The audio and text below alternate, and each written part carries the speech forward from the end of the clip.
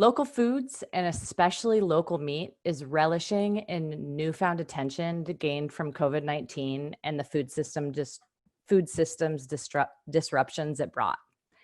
If your neighbors and friends are asking how to buy meat and you need tips on how to get started, you've come to the right place. This Farminar will help you better understand how to connect with consumers and how to best sell meat in bulk. Good evening, everyone, and thank you for tuning in. I'm Megan Filbert with Practical Farmers of Iowa, and I'm pleased to host Matt LeRoux tonight, who is, in my opinion, a meat marketing guru. Matt is joining us from upstate New York, where he works as an ag marketing consultant. And you may remember Matt from the PFI annual conference, where he presented on meat pricing and marketing. Practical Farmers of Iowa is a community of over 4,000 members committed to building resilient farms and communities. We are a farmer-led nonprofit based out of Ames. We specialize in farmer-to-farmer knowledge sharing and farmer-led research. Learn more about us and access our vast collection of resources at practicalfarmers.org. So this Farminar will run till 8:30 tonight. We'd like you to ask clarifying questions throughout in the chat box, and we'll reserve about 20 minutes at the end for Q&A with Matt. Please type your questions into the chat box and make sure when you're using the chat, you are sending your questions to all panelists and attendees. We'll also have an option at the end. If you'd like to ask your question directly to Matt, I can unmute you and you can use your microphone to do so. And just one last thing, at the end of this event, please give us your feedback via the evaluation form that will pop up as you log out. And with your feedback, we're trying our hardest to make virtual events as engaging and as exciting as possible. All right, Matt, we're gonna have you take it away and introduce yourself and start sharing your screen. All right, thanks a lot. I'm so happy to work with Practical Farmers again, and really enjoyed my time out there in that snowstorm during the conference. So I'm going to share my screen and just make sure from you that I did it correctly and that you're seeing the title slide. Okay. Yeah, so I will introduce myself. Thanks for coming tonight. I've worked at Cornell Cooperative Extension. I was a county extension agent for over 10 years. And before that, did a master's degree in agriculture economics with a focus on food marketing at Cornell. And even prior to that, I worked in the New England states with a handful of nonprofits working with pasture-based beef operations and heritage breed farms. So got a lot of background with livestock marketing, specifically meat marketing. During my time in New England, I also became an ultrasound technician for beef carcass quality, something I like to mention. Got me on a lot of farms throughout the Northeast during that time, and we ultrasounded every beef before we sent it to the processing plant. So I got a lot of knowledge and experience through that. Also, in my time at Cornell, I created the meat price calculator, which is something that I talked about when I came out for the conference a few years ago, and that I'll reference tonight. So just some of my background and serve as an introduction. I've had this idea to talk about creating consumer-friendly meat sales for a while, and you know, COVID was the situation that really forced me to put this together. The emphasis is on getting out the idea that it's actually fairly easy. It doesn't have to be complicated. It can be efficient way to market your animals. So what I plan to cover tonight is a bit about understanding the consumer, both in general, the consumer who's looking for local meat, but also consumer behavior in the current situation with this pandemic going on, how to create a product to satisfy that customer, selling the product and getting it to them. We'll talk a bit about setting prices, and then a bit about what you might call advertising, or how to reach more consumers. So that's the 5 big points, and it covers a lot of ground, but none of it's too difficult. What I hope that you can do at the end of this is that you can get started. You can call processors and get slots, and yes, I do understand Your processors are just as booked as ours are. There was a rush to the processors, but we're talking about a big picture here. Talk about getting your slots at the processor, working on your pricing, describing your product, getting it out to the public, and then starting to reach people. So this is how I think you can get started with what I cover tonight. So to set the stage, and I'm going back here to the end of April and beginning of May, we were looking at processing plants like those in Iowa and around the country, shutting down and causing meat shortages at grocery stores, and the consumer feeling a bit panicky about the supply of food in general and about the supply of meat. We saw at one point, they estimated that 80% of the country's processing capacity was closed, just temporarily at that time. And again, consumers were seeing this on the news and online whenever they tuned in. But this situation was really also a huge opportunity. I'm sure many of you have experienced people contacting you, inquiring about purchasing some meat during that situation, or still hopefully. And this, I just want to show you a farm that's near me up on Facebook. They didn't have a particularly rigorous Facebook presence before this, but they were there. And what I want to draw your attention to here is that when they put up that they had beef and pork in bulk quantities, that post got 51 shares in a very short amount of time, right during the crisis. So, we would never have seen that much interest and enthusiasm around this topic previously. So this problem is also creating a unique opportunity for farm marketing. My definition of marketing is that it's a process, which means that it's ongoing. It's different than production in the sense that production, we kind of think of it more as having a beginning and an end at harvest, but marketing is going to be a continuous process that involves understanding what the consumer wants, developing that product, and yes, you might be talking about beef or pork or lamb or chicken, but there's still a product that the consumer wants, and so you're going to develop that product out of your understanding. And then, in a very practical manner, getting the product to them.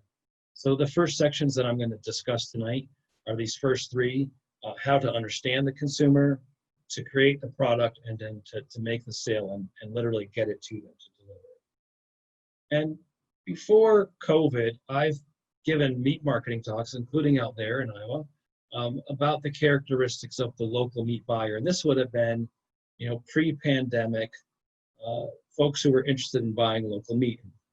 We would lump them into four main groups based on the motivation that drives them to seek out local meat.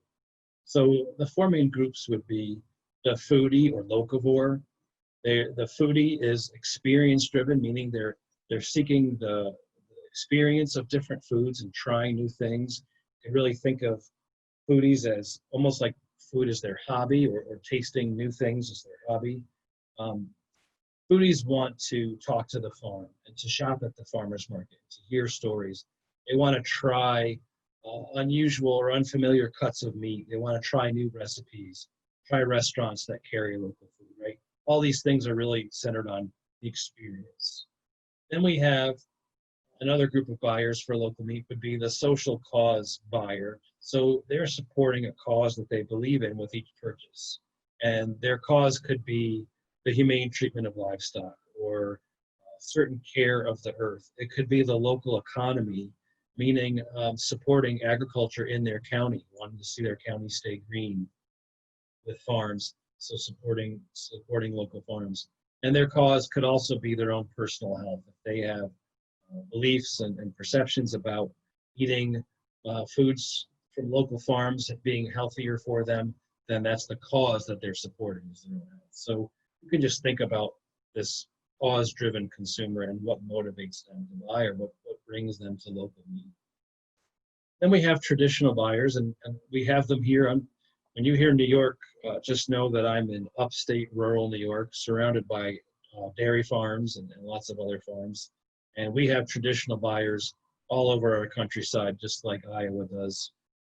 These would be more probably price-driven buyers, especially when we talk about local meat sold in bulk, like quarters, halves, and wholes. That's the focus of tonight. They're really seeing the value of buying that bulk quantity, getting it at one flat price across all cuts, and the advantage, if you will, over even grocery store prices or buying individual pieces one at a time. So that's your traditional buyer. Let's say that they're value driven, or we could say price driven.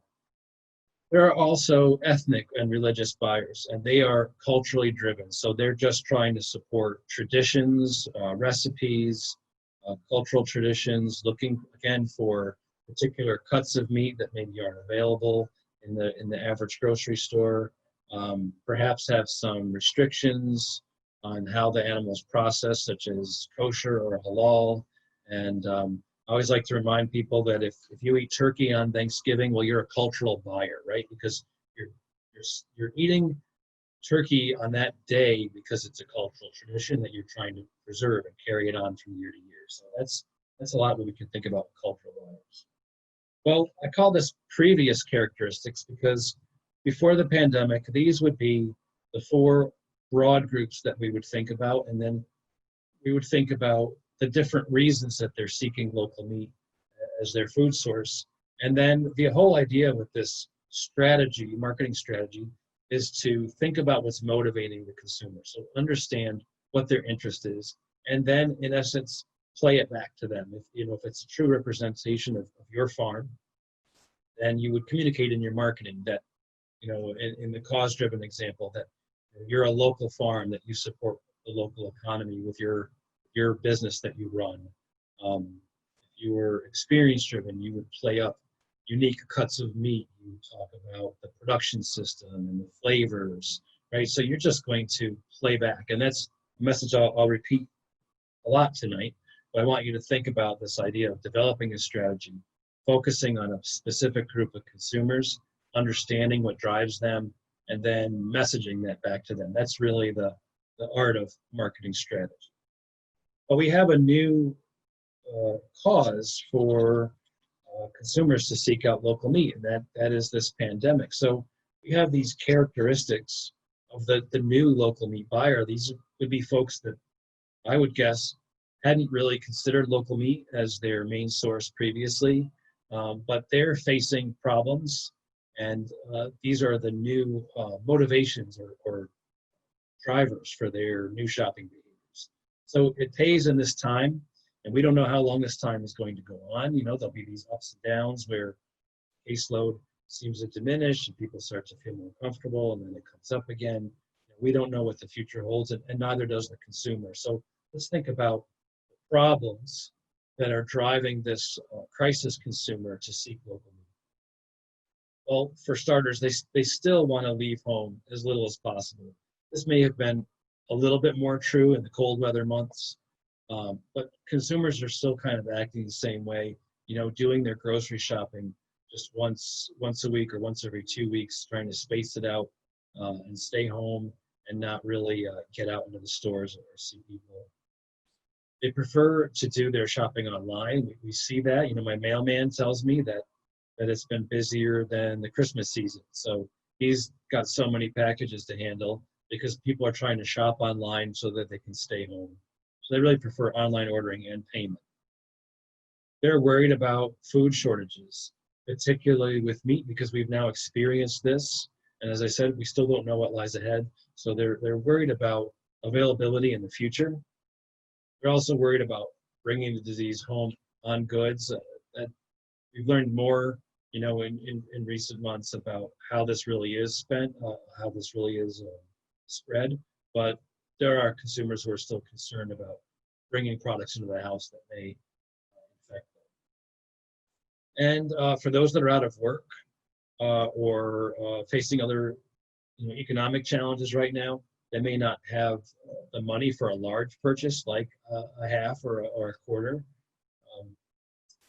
And for those that do have the money, they may be feeling a little nervous with the economy being uncertain about making a very large purchase. So these are the challenges that are new because of the crisis, and that are sort of informing the way that the consumer is seeking out local meat and how they would like to shop.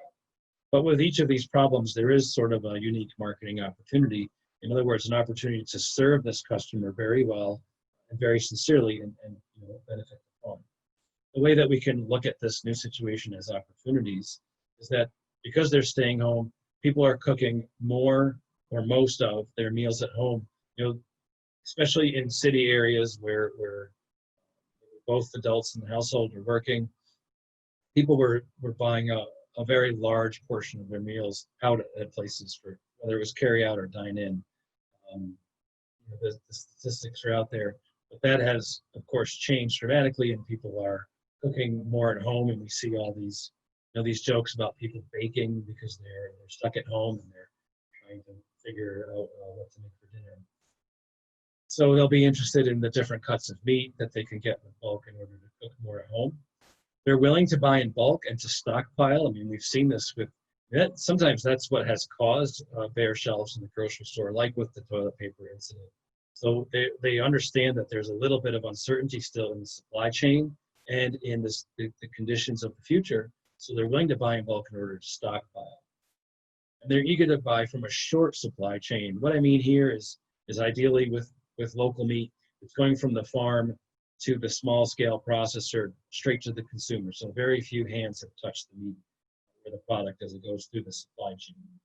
That's reassuring to folks, as opposed to knowing it was handled by distributors and truckers and grocery store clerks and so on, and other customers, right? And there's a new kind of patriotism, and people are very eager to support their local businesses. The idea that if we support them now, they'll still be there when we need them. So there's a new drive to support local farms that we're all benefiting from. Folks are looking for ideas for meals because they are cooking more at home. So again, that variety of cuts, maybe some recipe suggestions will be welcome. And finally, there's an opportunity that we have to sell bulk, because bulk meat pricing offers a better price per pound than individual cuts, right? Think of it, when we talk about buying quarters, halves, and whole animals from the farm, we're really seeing a single price across all the variety of cuts, and usually that turns out to be quite advantageous as opposed to buying same poundage of the same cuts in the grocery store. So we've got these sort of problems and motivations from the consumer, and then these opportunities to serve them well.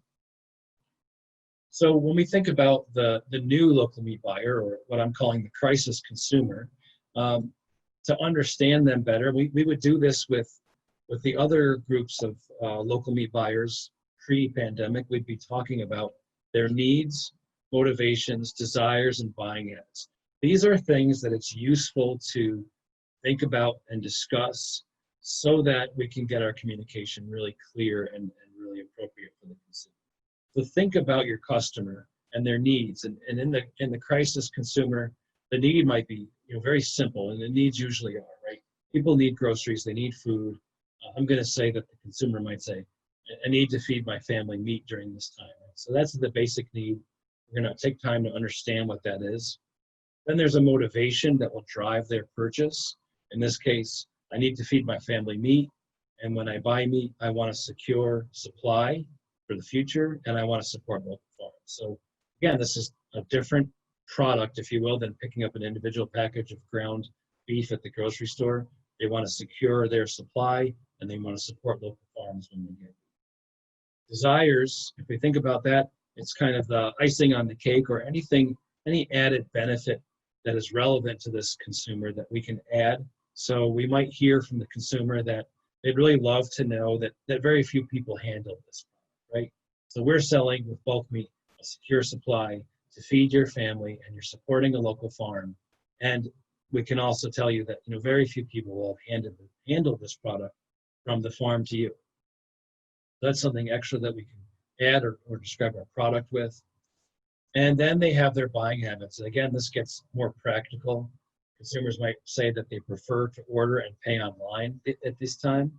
That home delivery right to them is ideal, but at least they would like to avoid crowds, right? So some arrangement with the farm for delivery or picking up at the farm without encountering a crowd would be the current buying habits. So What I'm going to encourage you to do, and we're going to move a little bit more in depth on this strategy development concept, is to pick a target consumer. And for right now, we're going to say it's the crisis consumer.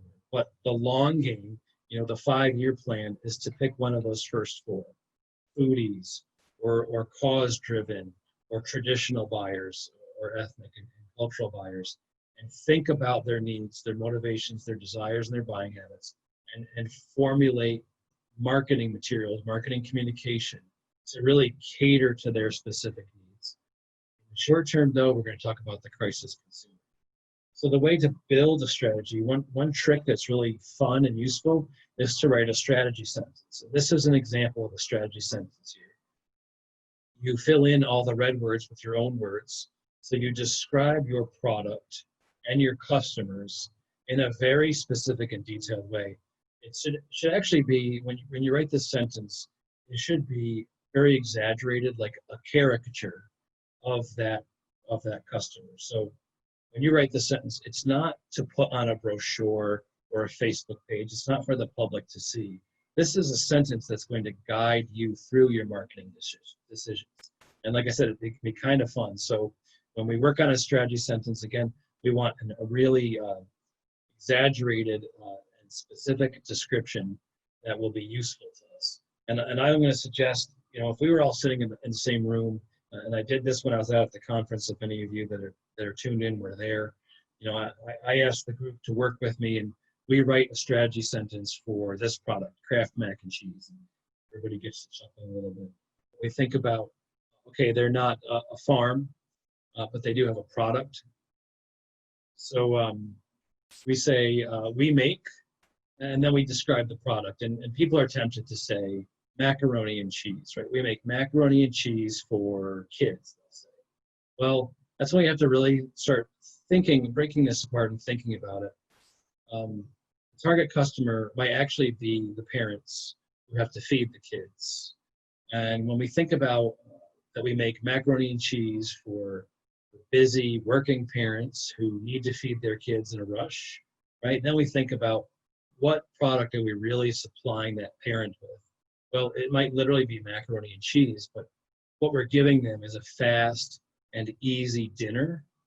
So we get a strategy sentence that becomes useful. It probably will read something like, we make fast, easy meals for busy working moms who have run out of time and give up on making a scratch, home cooked meal on this particular day. And I think about it. I've cited moms because market research says that women buy 80% of the groceries in the United States.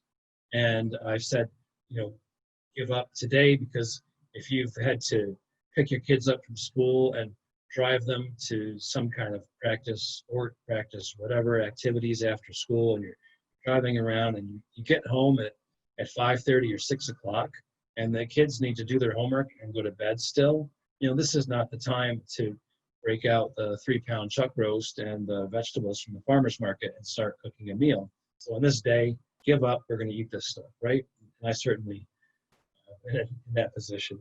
But when we write a sentence like this, we make fast, easy meals for busy working moms who have run out of time and give up first day. This sentence informs our marketing. Again, remember, we would not put this on the box or on the Facebook page, but think of it this way. If we have the budget for just one magazine ad for this product, which magazine do we choose? Where do we put it? And we're going to think about magazines that are read by busy working moms, right, or busy working parents. We could put this ad, in USA Today, which is a national newspaper. And we might think, well, if we put it there, everybody will see it. It seems like that would be great for advertising, because everybody will see it. Well, actually reaching the so-called everybody is less efficient for the money that we're going to spend on our ad and the number of target consumers that we're going to engage to make a purchase. That's inefficient. We put our ad in a parenting magazine that we know is read by busy working moms. We're having a more specific reach, and there will be a better payoff. What does this ad say? What should it say? Well, we're reaching the mom, and we know that they value a fast, easy meal. So it's going to have a picture of a steaming bowl of mac and cheese, and it's going to say, dinner is ready in 3 minutes, right? Or we need to improve our product to serve our consumer better. We read our sentence and we say, how could we serve them better? Well, they value it because it's fast and easy. So how can we make our product faster and easier, right? That would be an improvement. And if you look at the image that I'm using here, it's the old box kind that I've always used, where you have to boil water and you have to measure milk and measure butter. So yeah, they've come out with a microwave version. It's already in a plastic cup, and you just have to pour water in and microwave it. I haven't had that kind. Maybe it's not as tasty, but the point is that it is faster and easier. So truly, they've taken the time to understand a target consumer and sincerely improve the product. So you can see that a sentence like this, it informs you how to format your product, where to reach the consumer, and with what keywords will really engage the consumer. This is the idea of marketing strategy. Picking a target market, in this case, busy working moms, and focusing on them, understanding their needs, motivations, desires, and buying habits, taking time to understand them, create the product, and reaching them with the relevant message. This technique is fun. It's not complicated. And I really recommend that you sit around the kitchen table with a pot of coffee and your marketing team, which is probably your family, and work out a strategy sentence like this, and make it exaggerated. Make it funny. Make it something that you wouldn't want to show the customer, and that's probably when you're on the right path. So I'm going to move on, still talking about strategy. But my recommendation to you in this situation is that it's okay to have a short-term strategy. And I'm suggesting one to you. We sell a secure stockpile to housebound families worried about shortages and infection. This would be a fine strategy sentence to use in the short term. I've been teaching marketing strategy in agriculture for over 10 years, and it's my philosophy that you should only have one target customer to focus on, not multiple. So we had the foodie and the cause-driven and the traditional and so on. Choose one very specific, even a subset of one of those groups as your target market, and just have that one target. With that said, I think this situation calls for different thinking, and I do think it's a good idea to develop a short-term strategy focusing on the crisis consumer, but also begin to weave in a long-term strategy. So think about one of those main 4 groups. Who do you already have as a customer? Who are the customers available to you in your area? Who makes sense for your farm to target? Because you're going to want to retain crisis consumers, as many as you can in the long run, through your more long-term strategies. So that's going to be based more on those early 4 groups, while the short-term strategy is on the crisis consumer. So that's some work around strategy development and how to take the time to understand your consumer. You can do basic market research online to understand buying trends. I mean, there'll be headlines and news articles about buying bulk meat, and we've seen them. I'm doing some work in North Carolina as well as New York. We've seen that consumers are rushing to this product. I'm going to switch gears. Just going to touch on meat processing rules before we get into creating the product, the consumer-friendly bulk. I think it's pretty simple. People often ask about different ideas that, if they can maybe outthink the system for processing. And basically, the idea is that you have to think about if you're selling meat or animals to the consumer. If you're selling meat to the consumer, then it must be processed at a state or USDA inspected facility. No question. If you're selling packages of meat to the consumer, it needs to be inspected. If you're selling the consumer a portion of a live animal and it's still alive, then you can use a custom plant. So that's really, we could entertain other questions maybe at the end about this, but I just wanted to touch on it for those of you that are not familiar with it. Basically, you just have to think in terms of you're selling someone meat. And if you are selling them an animal that's still live before the processing date, it's a good idea to get either an email commitment from them or even a deposit check. And that will document that the sale was made before the slaughter date, if anyone. And we have Megan on at the end too. I've studied up on Iowa's processing rules, but I know she can help me if you have questions. All right, so when it comes to creating this bulk product, we're really talking largely about traditional wholes, halves, and quarters, selling the consumer a half an animal or a quarter of an animal, and then taking it to the processor and having it cut to their spec. Right? We're pretty familiar with that. Out there, I think it might be called the locker trade. In New York, it's called the freezer trade. Another kind of bulk format besides quarters, halves, and wholes would be fixed weight quarters, which I'll introduce a few slides from now. And then I'll also discuss bulk boxes, which are just an assortment of cuts. When we talk about traditional whole, halves, and quarters, the best way to do your pricing is in dollars per pound hanging weight, including the cost of processing. We're trying to be consumer friendly. We're being reached by consumers who may be making their first purchase, their first bulk purchase ever. You want to include the processing in your price so that they don't have to get confused about the various charges that they're going to pay. Give them a single price. I think it's consumer friendly to offer split side quarters instead of doing a traditional front quarter or hind quarter when it comes to beef. People really are more receptive to split side, which is getting a portion of both the front and rear quarter split in half. I really like the idea, and I'll touch on this a few more times, of having a preset cut sheet. Consumers might be confused by cut sheets. If your processor gives you a template and you hand it to your consumer, that's not really that friendly. My suggestion is that you could set the cut sheet for them and just give them very few options, if any. Really, it's kind of this idea of, here's how a quarter of beef gets cut. Here's how a half a hog gets cut. And basically the question then is just, do you want to get one or not? Of course, you can always accommodate if they have specific options that they want to make, but you take a lot of the confusion out for folks when you preset cut sheet. Yes, please call the processor for your customer.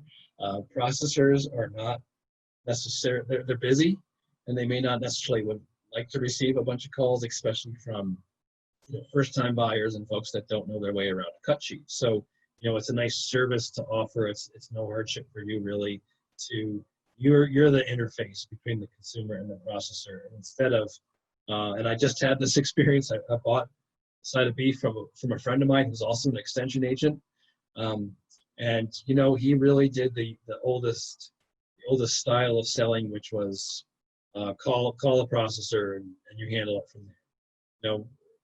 That was fine for me, but if I was a new consumer, that wouldn't be very friendly. And then you can share this resource with them. It's called The Butcher Kept Your Meat. There is some confusion. I believe in charging in price per pound carcass weight or hanging weight. I think it's the most fair and reasonable way to charge, but it can cause a little bit of confusion. There's this great resource from Penn State called The Butcher Kept Your Meat. It explains to the consumer the yield from carcass to cuts, right? Carcass to retail, I call it. It explains the opportunities for loss from trimming, from asking to have things boneless, and then even about additional processing like smoking and so on. So this is a one-page resource that's easy to read, and my basic idea here is get a hold of this. It's online for free.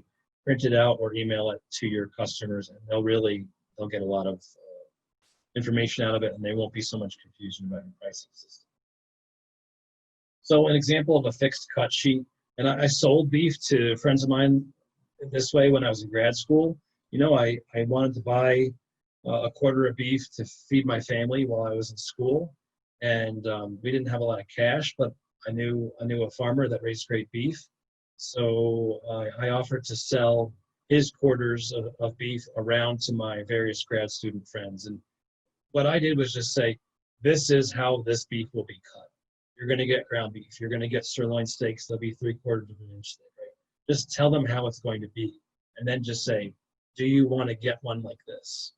Yeah, I sold, 4 head of beef, which was in quarters, which was enough to pay for my quarter, a little charge that I had. And then I just told my friends, it'll weigh between 90 and 110 pounds. Of course, while it's still live, we don't know the weight, but we're used to the carcass size from this farms, right? So we can estimate, and we think it'll cost you about this much. So telling them how many pounds they'll get, what price they can expect to pay, what cuts they'll receive, and how they'll be cut. Yes, if someone wanted to get something done differently, if they said, I want ribeye steaks cut 1 inch thick, we can accommodate that. That didn't happen in my experience, but the point here is to simplify the experience for the consumer, save them confusion. You can have maybe 2 or 3. You can have a couple different ideas for them how to get things cut. And I'm sorry, I keep talking in the beef example because it's most familiar to me, but this works for other species as well. You can come out with different cut sheets and just let them choose from a handful rather than asking them to navigate a blank cut sheet.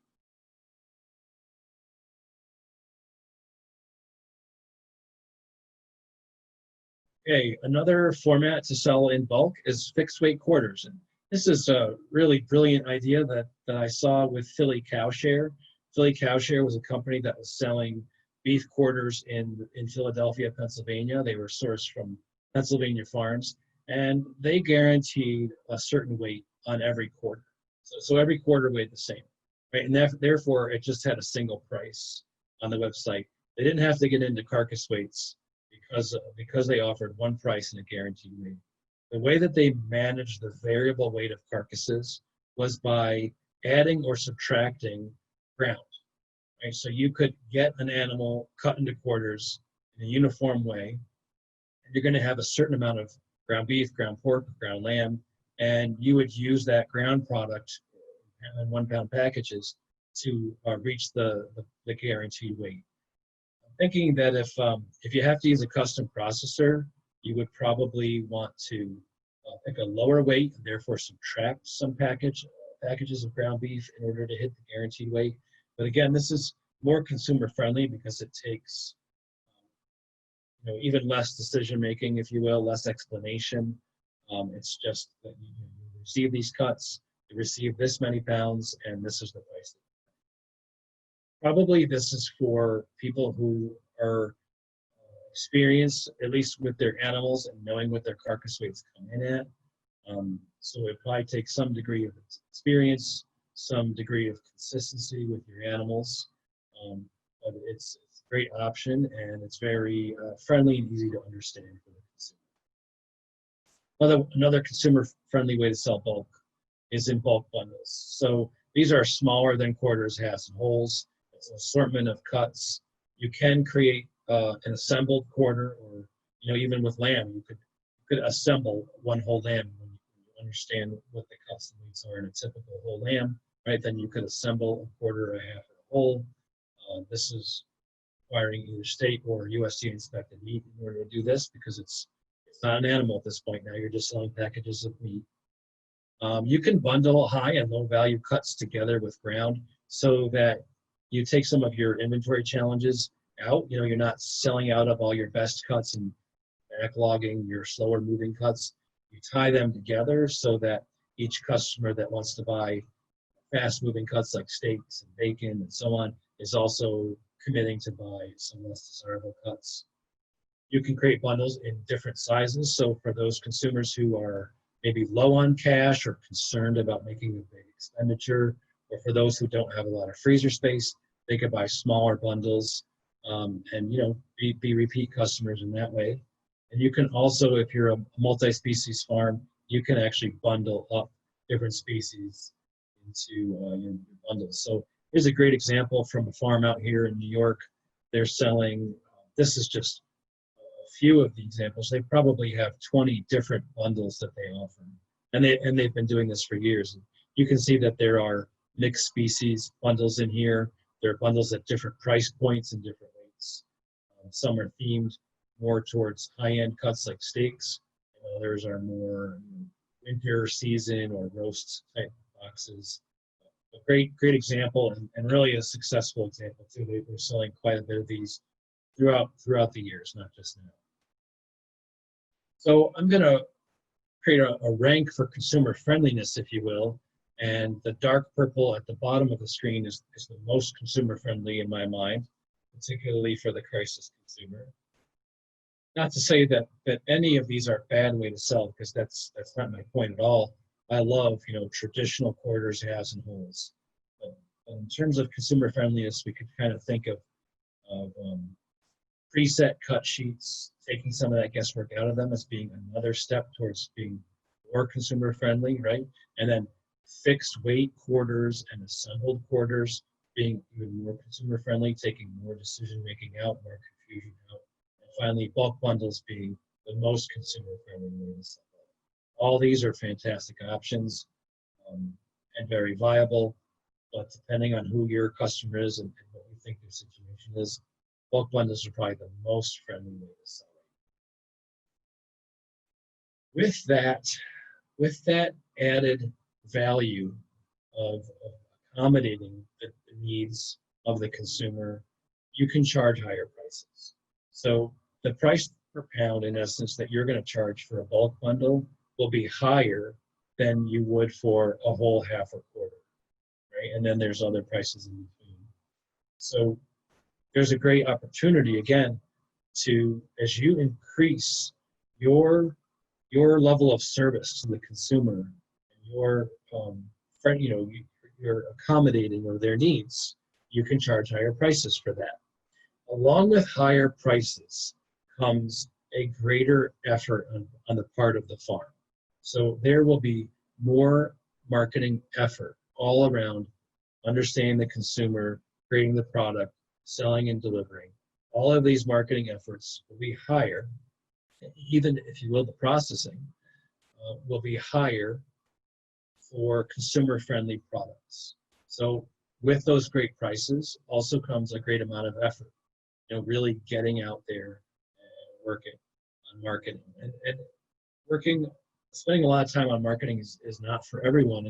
And again, because the effort is lower with the pale shaded options here, and the price is lower, it doesn't necessarily reflect profit, right? If you value your time spent on marketing, these are all viable options, and none are better than the other. The high price channels, the high price options also come with a large amount of effort. So just some perspective I wanted to share with you on the different ways to sell. So that was a discussion of the kind of products that you can offer, the bulk meat products that you can offer direct to consumer. Now we're going to talk about getting that product to them. So delivering the product. In terms of taking an order from customers, there are many options, of course. We can see here they can call you, you can offer to let them text you, email, and then there are some very simple online systems that you can join. I'm most familiar with Square, which is the squareup.com. You can create an online ordering and payment system there for free. It's very easy. And I want you to think about, of all these options, what's the most consumer friendly? So I've kind of ranked them based on my experience and my opinion. Asking a customer to call you is not to say that it's not a consumer friendly practice. But I will say there is an age group out there that is very reluctant to make a phone call. If they can't email or text you, that might actually be enough to make them move on and search for a farm that they can contact that way. So kind of want to say that, at this point in time, it might be best to let people contact you online and even to order your product online. Also, of course, letting them email and text you, and then finally, of course, making a phone call. Just be aware that not all consumers are ready to hop on the phone. I mean, it's making me smile because it seems kind of funny, but it is true, and we're thinking about the consumer's needs, not ours, right? So we're going to try to play it up. These online ordering systems are not complex, and they're not difficult, so there's a great opportunity to start using them. This is an example of a square store from a local farm. Back in March, because of the crisis, they saw all the restaurants out here shut down, and they were really selling their potatoes to restaurants exclusively at that time. So what were they to do with all these potatoes in storage? They quickly pivoted, tried to go direct to consumer, and put up this very simple website where customers could click on and order potatoes in different sizes: 50-pound bags, 20-pound bags, and 5-pound bags. The point here is to show you what the web store looks like. They don't have to be web designers or developers to build this. They just uploaded some photos in their own words, and it was ready for people to click and pay. So something to look into. Shopify is another great resource for that. So in terms of getting your payment, do take a deposit, particularly on large purchases like quarters, halves, and wholes. Make it simple for the consumer. So they're just going to pay one payment, which is to the farm. You'll pay the processor. Don't ask them to cut two checks. Therefore, there's only one price, the dollars per pound carcass weight, or when it comes to bulk boxes, then it's the price tag of that bundle. Accepting cash or check, of course, is great. Being able to accept online payment or to email them invoices through systems like PayPal and Square is another level up. And then, of course, the integrated online ordering and payment systems that we talked about, like Square and Shopify. Pardon me just a minute.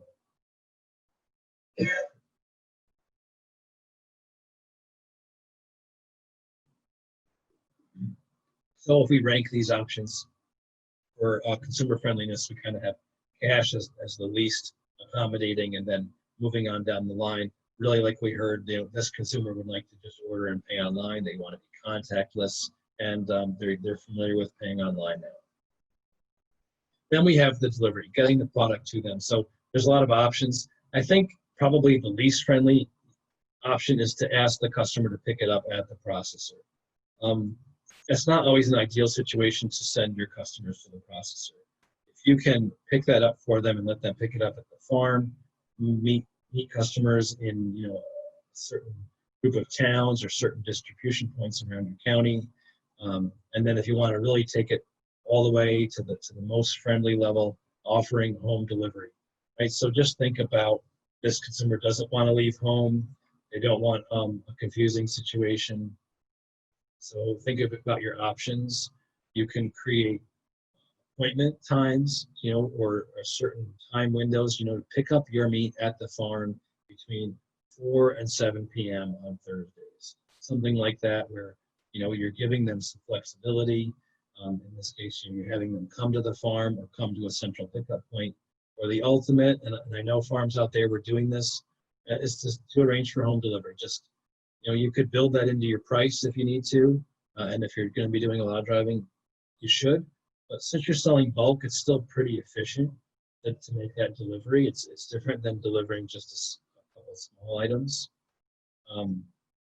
And I want to say there's an opportunity to partner with other farms who may be doing delivery. So maybe there's a vegetable CSA that's doing delivery to consumers, or some other businesses that your products would make sense kind of co-marketing and then working through their delivery system. And in fact, that potato farm that I was sharing a minute ago, they were using a central distribution system that multiple farms created. So this is a great and efficient option. In terms of consumers right now, home delivery is probably the best. You see on commercials that McDonald's is doing home delivery. Everyone's moving that direction during this time. Also, something I learned from Practical Farmers of Iowa, there are apps for smartphones that will optimize your route. How about that? So you can even spend less time driving around if you use one of these route optimizing apps. I was very impressed to learn that. All right, let's talk about your price. It's really important to get your price right, both for the other farms, maybe that are already in the local food marketplace, but also for your farm. With this new product and this direct-to-consumer opportunity, there comes a marketing effort and really the value of your time. So it's important to value that time and to come up with an accurate price so that with each sale, the farm really does make a profit. There's a Cornell resource that I created when I worked there. It's called the Cornell Meat Price and Yield Calculator. You can find it at this web address, calculator.meatsuite.com. It's free for you to use. And it's to work on developing a price for carcasses, for bulk sales, as well as individual cuts. If you're going to do bulk bundles or assembled quarters, then you would want to work on pricing it out by the cut probably. But if you're going to do traditional freezer trade sales, locker trade sales, then you can develop a price by the units. In order to use this resource, you do need to prepare with real data from your farm. If you just go to the site and make numbers up, you won't be satisfied with the results. And I'm going to walk you through a very quick and short example of this. So I'm going to do a beef example. The first number that the price calculator will ask you is your cost of production. That is a break-even cost of production. So let's say that when I've got a finished slaughter-ready beef steer, my cost into that steer is $1,300 per animal. I want my production side of my farm to be profitable, not just break even. So I'm going to add $100 per head. Then the site will ask me to enter my trucking cost. This is for driving the animal to the processor. Put that at $35 a head. And then I'm going to have to pick that meat up because I'm either bringing it back to the farm or maybe doing home delivery. And I estimate that per head, picking the meat up from the processor is going to cost me another $35 per head. I'm going to pay a kill fee or a slaughter price at the processor. In my example, it's $85 per head. So this is all real numbers I've collected, right? And this is a hypothetical example, but you get it. And then I'm going to pay a cut and wrap price at the processor, which is 85 cents per pound carcass weight. So when I add this up, I've given you 3 different examples here. For a 550-pound carcass, 650 and a 750. I'm going to use the 650 carcass weight. If you do the math there, that would come out to my processing and trucking costs and my production costs all added together come out to $2,107 for this animal cut and packed. Now I'm going to spend some time selling this meat, right? Spend time online. These days it's online, on Facebook, working on my Square store, reaching out, to an email list and so on. And spend some hours promoting. I'm going to reach 4 customers who want to buy quarters. First 2 customers here, customers 1 and 2, both first-time buyers. So I estimated that I'm going to spend 3 hours. Maybe I'm answering questions. Maybe they ask to come and see the farm. Maybe they do want to do their own cut sheet, but I'm going to spend time on the phone navigating that with them. Right? So I just came up with this estimate of 3 hours per customer for new customers. Then I'm going to have customer number 3 is an experienced buyer. They've bought this way before, just not from me. They're only going to take 2 hours of my time. And then I'm going to have this repeat customer who I sell a quarter to every year. They're just getting in on the next one. All right, so when you tally this up, I've got 15 hours spent marketing for the sale of just 1 animal. And I think my time is worth $15 an hour. So I'm adding $225 to my cost. And why? Because there's this whole chain that's going on in my business. I'm running a production business and a marketing business. And I want to break even on my cost, and then I want to add a profit, right? So I've got my production business, which may or may not include the breeding herd, right? I have feeders, which in essence I buy from myself. I feed and finish them, and then I pay a processor, and then I spend time marketing. When I retain an animal through this entire chain, I'm adding cost to that animal, and I'm increasing my risk of a loss, right? If an animal, if a calf is born and then it dies, in 48 hours, that's a financial loss to this farm. Okay, but if I raise that animal all the way up to slaughter weight, have it processed, bring it back to the farm and put it in the freezer, and the freezer turns off without me knowing and the meat spoils, that's a greater financial loss, right? So we can agree I've added costs, therefore I've increased my risk. Why would I continue down through this process? Well, the reason is because I'm also adding value, right? So I want a great payout at the end. The more risk I've taken, the greater the payout should be. So logically, I'm going to add a nice profit above my marketing time, my marketing cost. And here it is. We're carrying these numbers through from the previous slides. My 650-pound carcass cost me $2,107 in production and processing and transportation. I've added $225 for my time. And now I want that big payoff for taking this risk and making this effort. That's a profit of $500 per head. So my total cost on this animal should be $2,832. That's going to come out to $4.35 a pound carcass weight, including processing. This is the price that I would give to a consumer who wants to buy a quarter or a half or a whole, right?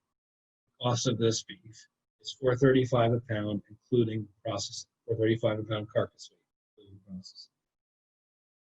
Each quarter will therefore cost a customer $708. Just going to take the total up there and divide it by 4. With a 62% yield from carcass to package, then they can expect roughly 100 pounds of meat, which puts my weighted average of the cuts of meat at $7.08 a pound. So that would be my starting point if I were creating bulk bundles.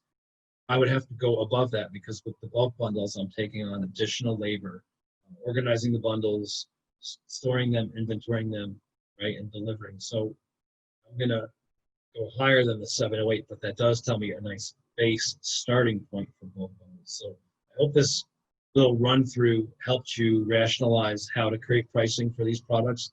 They're all still bulk products, but we're going to look at the amount of effort, the amount of time, the amount of risk, and then we're going to price accordingly. And yeah, bulk bundles should definitely cost more per pound than quarters and halves. Okay, when you see pricing like that, what do I end up at? $7.08 a pound across all cuts, or $4.35 a pound carcass weight. You might think that you can't get that price. And I have to say that consumers do not buy on price alone. Plenty of anecdotal evidence for this, and I'm sure there's other kinds of evidence for it. In fact, we're talking in this example about $4.35 a pound of carcass weight. I'm working with a farm, not in New York, they're in North Carolina. They're charging $5.99 a pound hanging weight, including processing, for beef, and they have sold 4 complete head in the last few weeks. So, you know, it's not just about price for the consumer. It's about those things we talked about in the beginning, including for the foodies, the experience, understanding something about your farm and about the flavor and the quality of the product. For the cause-driven consumer, about supporting local agriculture, about supporting the local economy and other causes that they believe in. So, you know, really don't be worried of your own pricing. Figure out the price that you need for the farm and use that price. But you will need to support that price with marketing. Let me show you what I mean about that. We did a study, we did a 6-year study at a feeder sale where we collected data points on each lot of calves that were auctioned off. And we were able to quantify the characteristics of the calves or of the pen of calves that would lead to higher prices. And what do we find in that study? The factors that influence feeder calf prices at auction statistically. Good bull genetics, you know, they're evident when the announcer says what the sire was, or looking at the animal's body condition score, how the animals look in the pen. If steers are castrated, not coming in as bulls. Cattle are actually weaned, like actually weaned, not weaned on the interstate on the way to the auction, but actually weaned, started on feed. And if they are vaccinated and boosted, again, not vaccinated the day before the sale, but actually vaccinated. These are things that we commonly see out here in New York. All right, so we were able to say that the difference between calves that bring, let's just say, $1 a pound in the ring and $2 a pound at the sale barn have these characteristics. And how can we group these characteristics? It's applied production management. Good managers have good genetics. They bring out good body condition scores. They castrate, they wean, and they vaccinate on time. Right? So they put this management into their calves and they bring high prices in the sale barn. And the reason I'm talking about good management bringing prices is because the same applies to marketing. So what's the difference between farms that are selling ground beef for $4 a pound and farms that are selling it for $8 a pound? It's understanding their target market, taking the time to understand them and identify them, to work on a marketing strategy, getting their messaging and their products in line with the consumer's needs, desires, and motivations. It's putting the time into marketing, having clear communication with the consumer, and having consumer-friendly practices. When you support your prices with marketing, you can receive those great prices. We're going to call this applied marketing management. All right, so we're going to move on to the very last section of tonight. We've talked about creating the products, and we've talked a bit about pricing, talked about processing. So we're going to talk about reaching consumers, or the communication plan, if you will. And I have something funny to share with you. I've heard this answer to this question many times, and it makes me chuckle, but it happens. So the consumer asks the farmer, how much is a quarter of a beef? And the farm says, well, I get $4.45 a pound hanging weight. Then there's the butcher costs, and they get 85 cents a pound plus 75 for kill fee. But I pay that directly, or you can pay them, but then I'll have to let you know how much it is. So this is kind of a joke, but point being that we can give the consumer a very complicated answer when really what they're looking for might be as simple as a quarter will cost you between $650 and $750. That will weigh between 100 and 120, right? Because what the customer wants to know is how much do I need to spend and how much will I receive when we ask this question. It's just kind of fun. The first answer is very honest. It's letting them know all about the details, but that's not necessarily what they're looking for. So when you're creating your message to reach consumers, some advice would be to think about this. What's causing the consumer to seek this product? We've talked a lot about this early on in tonight's webinar. Why are they looking for bulk? Why are they looking to local? Think about that. That's going to be the message that you're putting out. We're based here. You're part of the local economy. Your secure supply. You can receive 100 pounds at once to get you through the long haul. Be even lining out how long 100 pounds would last a family of 4. Think about how they like to be reached and what format. Today, fewer people read newspapers. They really like to be reached online, email, Facebook, other online sources. Think about where you're going to reach your target customer, what they're listening to, what they're looking at. What descriptions of your product will resonate with them, will interest them, they'll realize this fits what I'm looking for. Consider their needs, motivations, desires, and buying habits. These are these 4 characteristics that I want you to sit around with a pot of coffee at the kitchen table and discuss and think about what this customer, how do they behave? What are they thinking about? What are they worried about? What are they looking for? Keep in mind that for a lot of these customers, this may be a first-time purchase. They're not used to buying in bulk. Our job is to serve them during the crisis and retain them in the long term. So some of these consumers are really just searching when they ask questions, and they want short answers because they're just looking, when they ask how much is a quarter of beef, they want to know dollars and pounds, and they may have other questions, and you should actually be prepared to answer those questions concisely with the information that you've taken the time to understand. That's the information that they're looking for. Think of each of these new inquiries as a potential long-time repeat consumer. So practice and think about those answers, about what these folks are looking for. You should avoid in your communication using industry terms. The one that makes me chuckle is I had an event years back called the Meat Fair, where folks could come in and meet farmers and buy meat, locally raised meat. And a lady said to the farmer, so now what do you feed these cattle? And he said, oh, we feed them baleage. And she said, oh, that's nice. And she walked away. I'm pretty sure she doesn't know what baleage is. So don't use industry terms to say, they eat grass, they eat hay, they eat corn, so on. Don't make any false claims about your product. Don't misrepresent it. Don't tell sob stories about hardship on the farm. Um, it's one thing, right, to talk to maybe a foodie or a cause-driven consumer who really wants to support local agriculture, to talk about the challenges that big storm presented, right, or some other thing, but don't talk about real sob stories, financial difficulties, problems in the family, and so on. That's not effective marketing. Just like really avoiding criticism of the industry, of the government, or of other farms.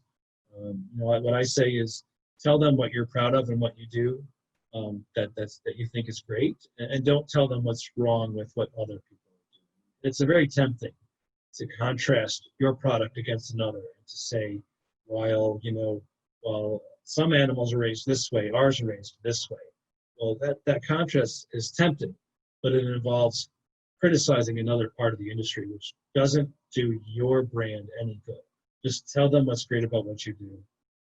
Think about your target consumer and stick to a positive message about your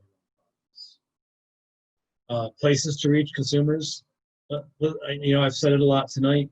Facebook is a reality, and if you're someone who doesn't want to use it, I can really understand that. That's your opportunity to get help from, a child, one of your kids, or a nephew, or a neighbor, or a 4-H kid who's enthusiastic about it. Get someone to help you so that you can get your presence on Facebook. It's just ugly reality. Ugly if you don't like Facebook. But think about Facebook is kind of like what the phone book used to be, right? In the 1980s, you wouldn't have started a business and then said, I don't want my business listed in the phone book, right? Well, the phone book today is Facebook. That's where people go to find what they're looking for, find businesses, and so on.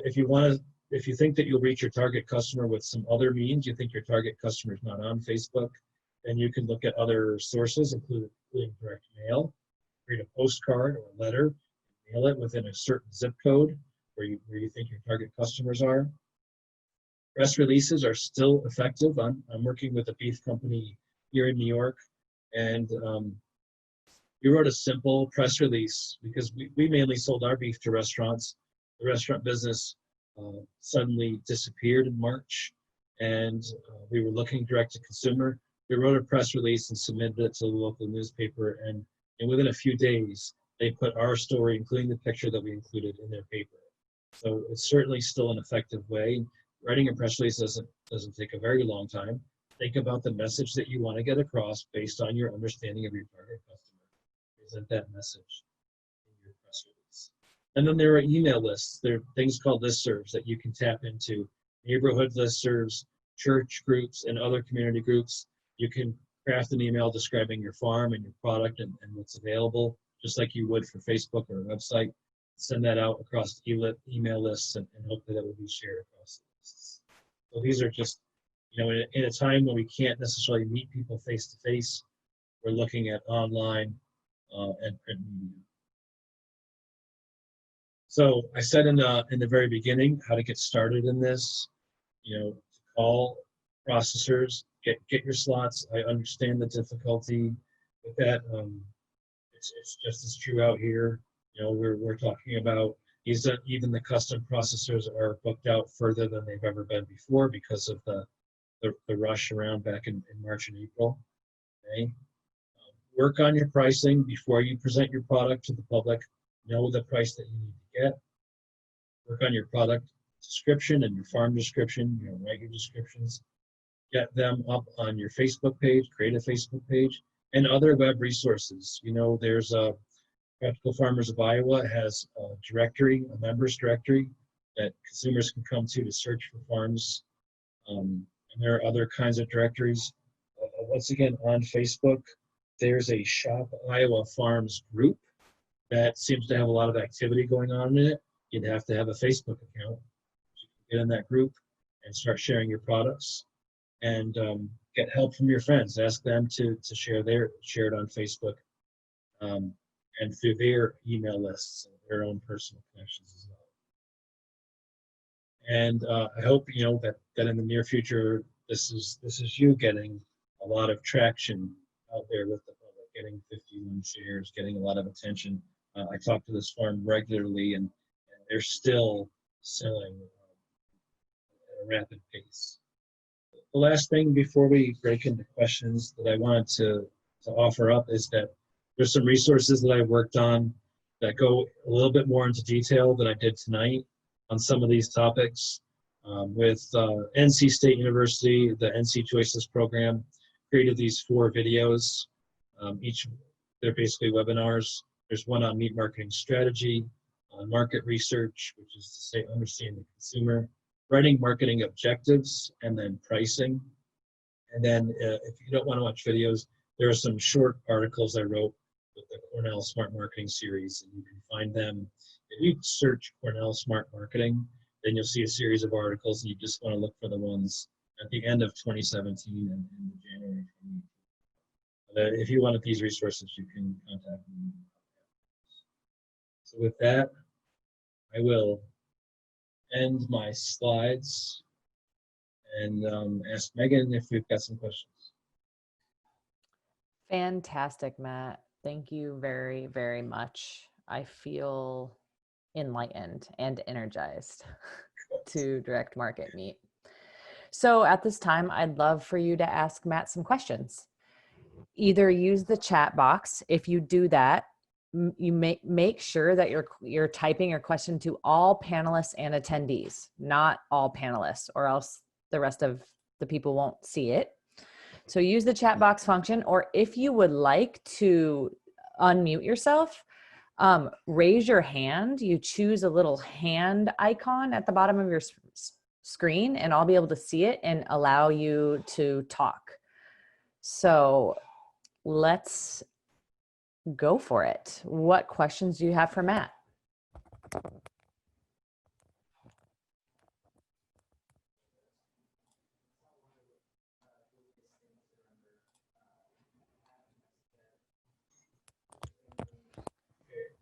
Matt, do you see that? Yeah, I'm reading it.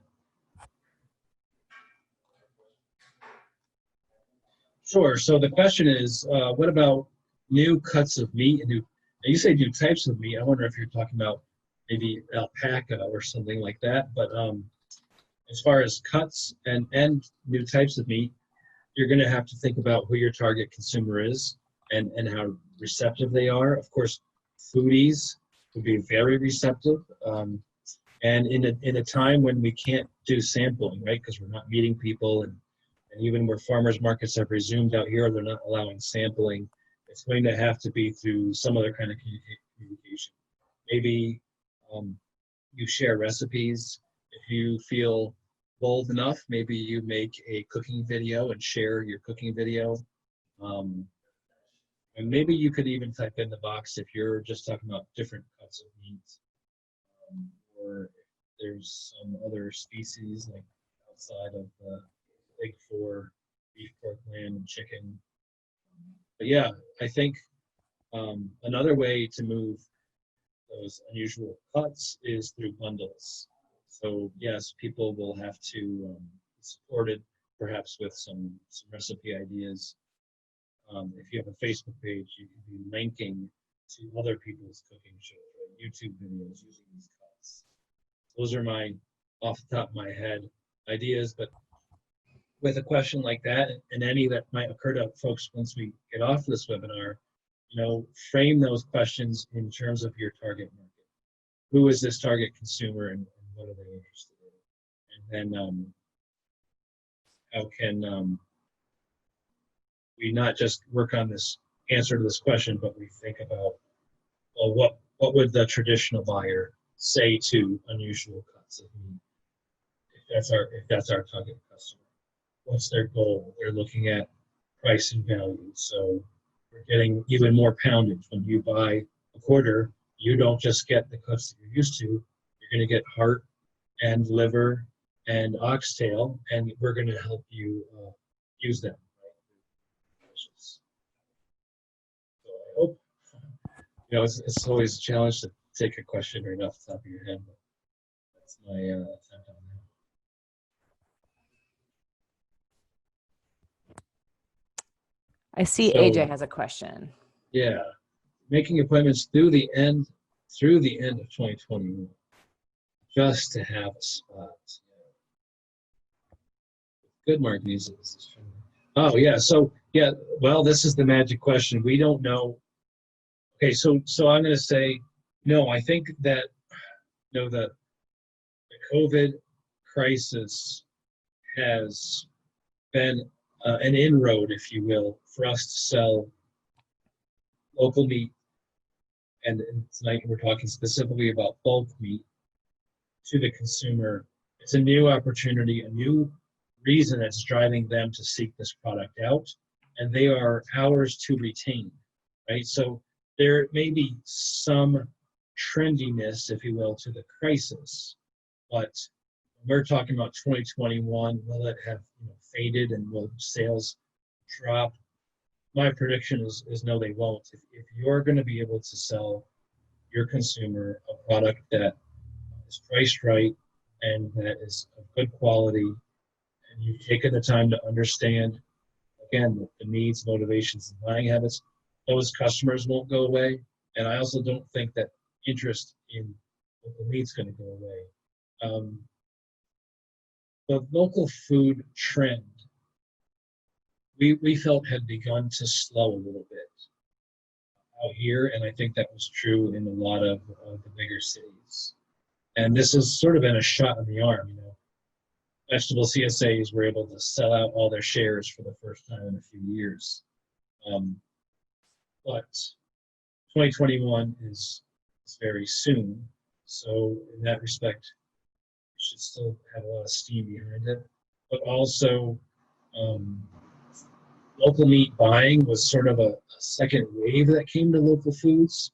And we hadn't seen it fall the way we had seen other local foods fall. So I think that we were still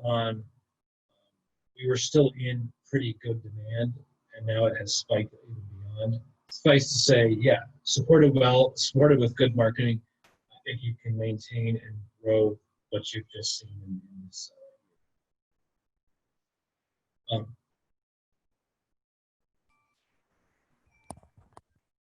Do multiple species packages pay back? People eat a lot.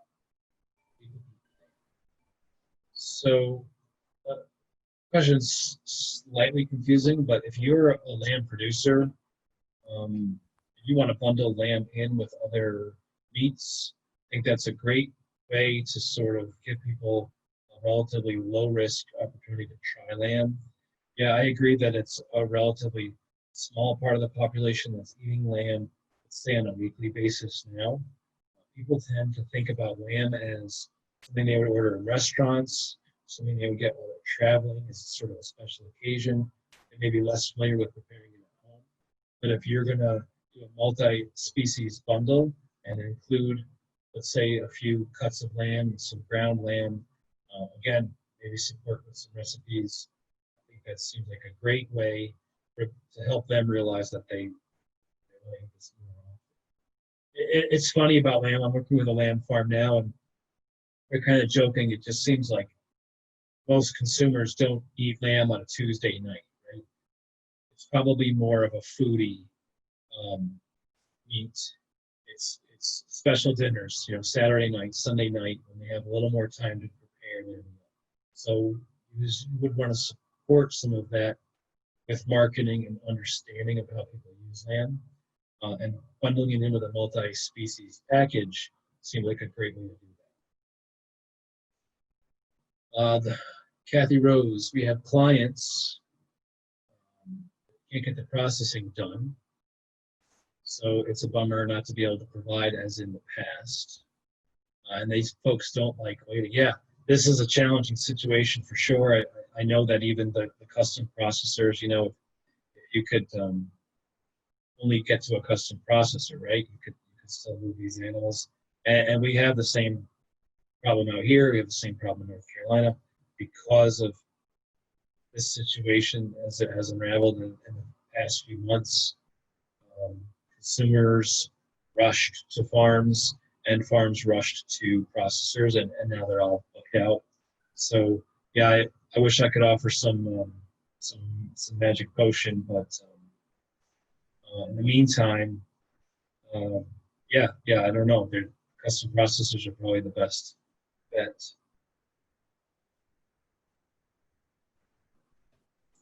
Wendy's question next. Yeah, I see that. So I'm not familiar with barns and doors. My quick answer to inventory management platform is it depends on your scale. So yeah, I've worked with a handful of farms just during the season using the Square-based store. So squareup.com is Square, like if you're familiar with the cash register app for tablets and phones, that Square is who Square Up is. Square Up, you can build a web store that includes inventory management, where you can populate, how many pounds of ground lamb, 26, and then as they sell out, it counts down. I find it the simplest to use. It's also, to be honest, the only one I've used. So, but the reason I started using it was because it was easy, right? So there's a logic loop there. And I'm just saying it depends on your scale, because if there are folks out there who are only going to process a small number of animals a year, then it's probably not necessary to go into the full inventory management side. You can use these web platforms to sell meat without entering an inventory. Sure, there's a danger of overcommitting.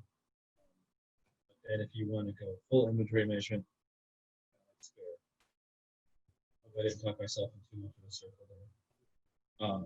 These folks finally raised their prices for the first time since 2016. Congratulations. I don't even know what you're going to say next, but good for you. Is it better from a marketing perspective? There's no easy answer from me on that. I would think that the more frequent and smaller increases would be a logical way. I mean, I think anyone who encounters a big price jump in a product that they're familiar with buying might have a worse reaction. That's not based on any particular training or education I've had, though. That's just a gut reaction. Just like your costs go up gradually, it seems like, okay, let me put it in these terms. If I were marketing meat, I would probably revisit my pricing once a year unless something really dramatic happened with one of my input costs. So once a year, I would make the necessary adjustments unless something dramatic happened.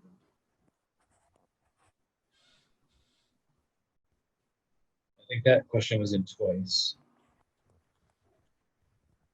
Matt, I have a question for you. Yeah. What are you seeing as far as trends in New York or on the East Coast with meat farmers partnering with veggie farmers, partnering with other products to sell like those types of bundles, a diverse product bundle? Probably the same that you've seen it. I haven't seen a full, there's a few full diet farms, but they're really an anomaly. So I haven't seen them bundled under a single price. I've just seen the add-on, if you're familiar with the add-on share. So what's most common is vegetable CSAs, because of course they can have 400 members, whereas most of our livestock farms are much smaller and would have fewer members. Vegetable CSAs will then offer add-on shares available to their customers. So I've seen meat shares added that way. The other, sort of more simple system is that meat farms will set up a table during CSA pickup and just vend. So there's no guarantee for sales. They do try to arrange for people to order ahead of time. So maybe they're just picking up at the CSA. But otherwise, they're just, kind of like being at a farmer's market. But at a CSA distribution, you're guaranteed that you're going to have 200 consumers who are interested in local foods walking past your table. So that's the examples that I've seen out here. Thanks. We have a question from Jeff. Slots at the processor are way out now, a year and a half. Yeah, no, and I have to say, I mean, I don't know the lay of the land in Iowa the way I do in the Northeast, but my philosophy on increasing processing capacity is investing in existing plants. In most cases, we have seen not producer groups opening processing plants, but we have seen a number of attempts at opening new plants in the Northeast, which ultimately have failed and shut down. I think the way to get more slots open, if you will, is for investment in the existing processors. And I know several states in the wake of this crisis are taking a look at ways to offer matching grants and other forms of investment in existing processors to increase their capacity, adding more cooler space, adding more labor training, adding technology that speeds up processing, equipment on the kill floor and equipment on the processing floor. So that's my thoughts on that, and I think it's very tricky to open new facilities because they come at such a high cost. Question from Aaron. Yep, I'm just going to read it.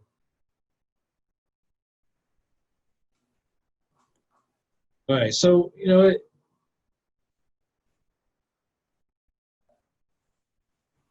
so this is a great question. What if your prices are low, or he says cheap?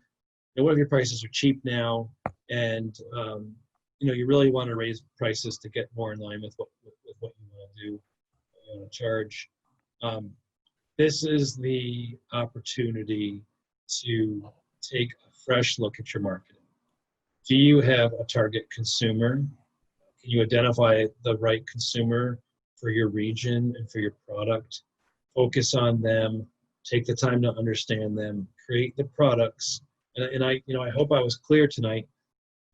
There are many ways to sell ground beef. There are many ways to sell sausage, right? So framing that product, the kind of sausage, the recipe, the size of the package. Is it in links? Is it in patties? Is it bulk, right? These decisions depend on your target customer. So if you find that you need to do a dramatic price change, it's probably the opportunity to look at who you've been selling to and who your target customer is.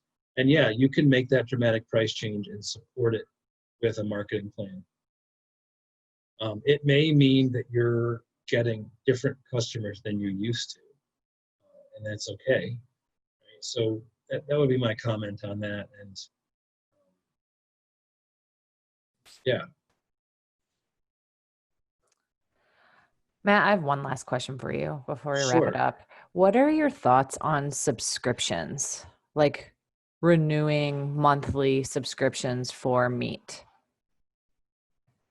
Well, okay. From the hip, I think having bulk bundles and asking folks to commit over a time is really it is smart. I think it's effective. So let's say you're going to get them 15-pound box once a month with an assortment of cuts, and you're asking them to subscribe to that. That makes sense to me. Meat CSAs can become overly complicated, so I think you'd want to structure your subscription system in a way that's manageable for the farm. When we first were testing meat CSAs out here, we were keeping track of, well, this customer got those cuts last week, so we can't have those cuts this time. And, it just became management intensive. I'd say, to the point that most of the meat CSAs kind of disappeared. So yeah, I think a subscription box carefully thought out is a great idea.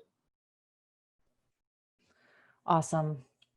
Thank you so much, Matt. And I want to thank all of you who hung with us for an hour and a half and learned alongside of us.